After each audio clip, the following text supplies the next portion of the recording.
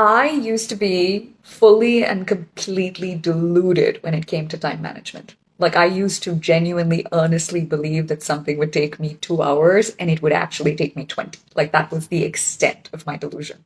And so, for the longest time, I genuinely believed that good time management was not on the cards for me. Cut to today, I actually have a rather healthy and functional relationship with time. And it all changed because a few years ago, I started maintaining a really rigorous, meticulous work time log. So whenever I worked on a new project, whether it was designing a book or making a miniature or writing an essay, I would keep track of my hours and then log how much time it actually took me to finish it.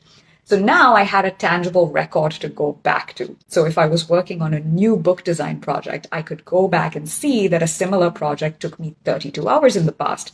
And then I think, okay, so that means I can finish it in 1.5 days. But no, 32 hours is not 1.5 days. 32 hours is 4 full working days plus some buffer.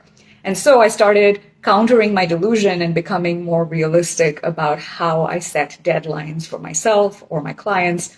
And that system has evolved in the last 2, 3 years, and my time logging has become much more sophisticated. So I do it on Notion now, and I log my hours at the end of every single task. So whether it's meeting someone or teaching a class or designing a book or even responding to emails, I log every work hour. And then I also tag it to specific projects or clients. And I've set it up to automatically generate this chart called Who Owns My Week. So you can see that I've worked 41.5 hours this week. And I can see immediately when I'm overextending myself, if I'm working too much. And I've automatically become so much more efficient with things like responding to emails because I know that they're not worth that much of my time. And I can see when I've given extra hours to a client, and so I know that I have to cut back next week. Or for my retainer clients, I can filter and see how many hours to invoice them at the end of every month. And it also shows me if I've undercharged for a project. So if something took 10 hours longer than I expected it to, I know that my hourly worth has diminished in value and I need to charge more the next time I do a project like that.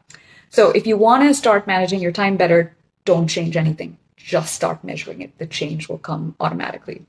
And if you want to hear more painful tales of time management, you can book a mentorship session with me. I do them for both students and professionals, and you can book them on my website.